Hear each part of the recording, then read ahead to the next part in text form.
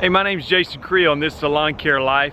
Today I want to talk to you about how much money you can make mowing grass entering into the lawn care business. Now, I've been doing YouTube for quite a while, and actually I believe this was one of the first videos I ever created. It was about 7 years ago. I remember sitting on a picnic table in my backyard talking about how much money you can make. I don't remember what I said, but anyway, let me give you some updated information based on just things that my experience and what I'm thinking at the moment. So when people get into the lawn care business, one of the things I encourage them to do is to be able to at least try it out on some level, whether that means mowing your neighbor's lawn or working with somebody in the lawn business just for a little bit. I mean, if you want to just jump right in and quit your job and do it, that's fine, but I would, just want to make sure whatever you're doing is something you're going to enjoy. But as far as the money goes, let's just take this on a basic level and say that you were mowing, that an average yard was $50, and that's probably about right in my area. Again, average can mean a lot of different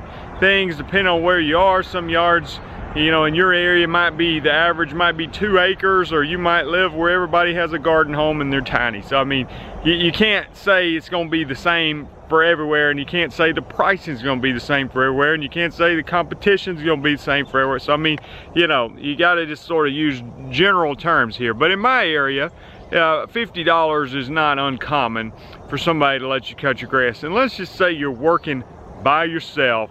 You have a lawnmower and a backpack blower, a little trailer, 5x10 trailer, a string trimmer, and an edger, and you're out there mowing lawns. It is not ridiculous expectation for you to be able to mow 8 lawns in a day for $50. Okay, if it's an 8-hour day, that's an hour per lawn, including your drive time. You don't obviously want to be driving 20 minutes from one lawn to the next. So that's not a ridiculous expectation. You would make $400 that day. Okay, if you do that 5 days a week, then that's $2,000 for that week. Now, I've talked about this enough and gotten plenty of comments. The thing that people always are going to say, well, what about your insurance, and what about your gas money, and how you going to get your lawnmower there? You're going to have to buy a truck. And okay, well, I'm going to assume you have a vehicle. If you're starting a lawn business with a bicycle, then you're going to need a push mower and just something to pull it behind your bicycle. Okay, that's a different conversation. But if you have a vehicle of some type, you might want to sell it and get a truck, okay, for a lawn care business. And yes, in anything there is some kind of expense. There's overhead expenses. Okay, gasoline costs money. But it is I think it's so ridiculous when people talk about using a backpack blower and which one gets better gas mileage versus another. Like that they're using more than like $1 worth of gas in a day, unless you're just out there running it all day doing leaf cleanups. But when you're out there, so let's say you made $400 and you had to blow off 8 driveways and sidewalks.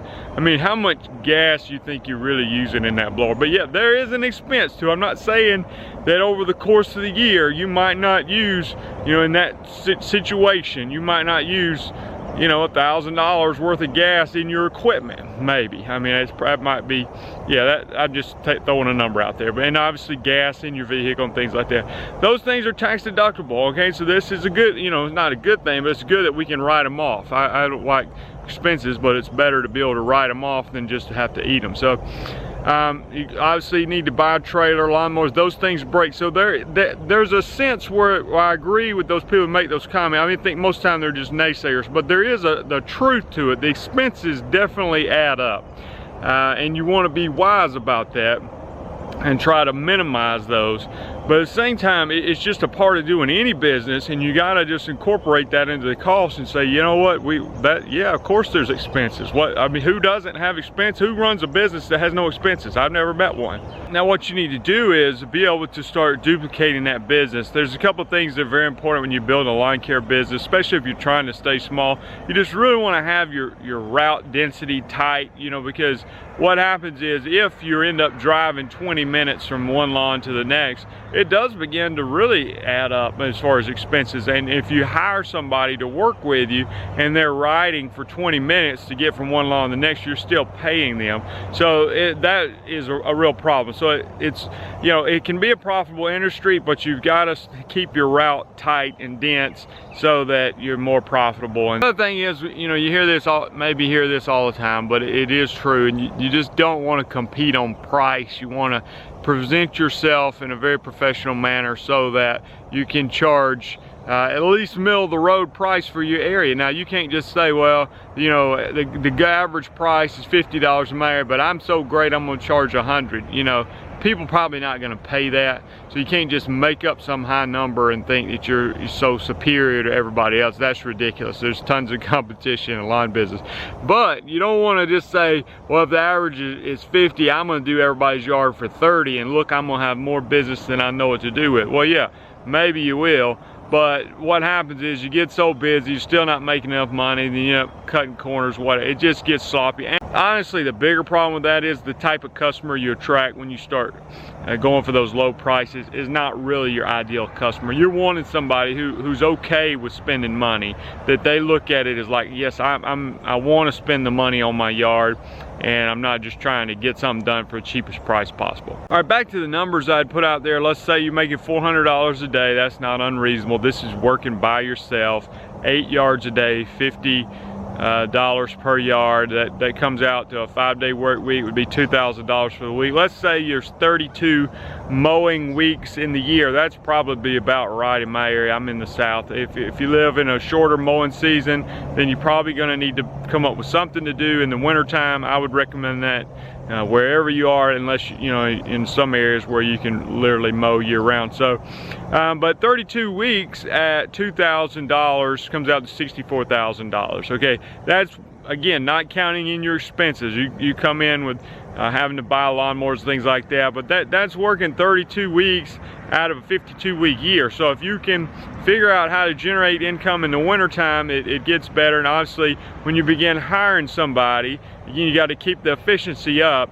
But instead of mowing 8 yards a day, let's say there's 2 of you and you can mow 15 yards a day. And so that becomes $750 at that $50 average, but obviously you got to pay that person. So it can grow. I mean, it is a business, it is competitive. You have to figure out how to do things more efficiently and smarter, how to keep your prices up. The margins are not so great that, like I said, you can just go low and still make it, unless you're just doing a lot of things illegally. So to me, you want to present yourself, again, in that professional manner to be able to command a higher price, try to get some year-round contracts, try to come up with something to do in the wintertime, and to be able to grow. But it can be a profitable business. There are businesses out there, obviously, that make millions and millions and millions and millions of dollars a year, tens of millions a year in the lawn care business. And I know for a fact that the biggest lawn care company in my state, I think, makes over $50 million a year in revenue, and their primary thing they do is cut grass. I mean, they do some other stuff too, but that's the main thing that they focus on. So again, they're not out there just cutting yards for $30. I can guarantee you that. If you're thinking about getting into the lawn business, there are a lot of resources available. Obviously, there's lots of YouTube videos out there. I'm doing a conference in January 23rd, 24th of 2020, the Lawn Care Life Conference. I've got some other resources, video course available, lawncarelife.com. I'm hoping to do a small coaching group soon. But anyway, there's a lot of things out there to help you if those are things that you're interested in. We did encourage you to subscribe to the channel, and as I hope to continue to put out more content for you. But leave your comments below. If you got questions, comments, this is something that you're thinking about getting into, maybe this was your first or second year, and you've got some feedback for those who are considering getting into it. Again, it's not all ways positive. I mean, you only hear the good, the bad, and the ugly, but you know, some people make it and have success, some people don't make it and don't have success. It's not for everybody. You know, some people it's just a better fit for others, and then obviously the markets are not the same wherever you are, and that's very important to be able to understand that and be able to say, you know, is there a demand for the services here, and can I get out there and get enough customers quickly enough? And do you as a person have the skill set to be able to be able to do the work, but also be able to grow the business and have enough business skills. And some of that can be learned, but you gotta have at least some sense of how to go about it, how to market your business, how you're gonna land those customers. Because yeah, people say all the time, word of mouth's great, and if I just, you know, that's the best form of advertising. Well, sure, that might be true, but again, you don't have, who's gonna give you word of mouth referrals if you have 0 customers? So you've got to get some initial customers before you're going to start getting those word of mouth referrals. Just my thoughts. Hope to hear from you in the comments. Talk to you later. Bye.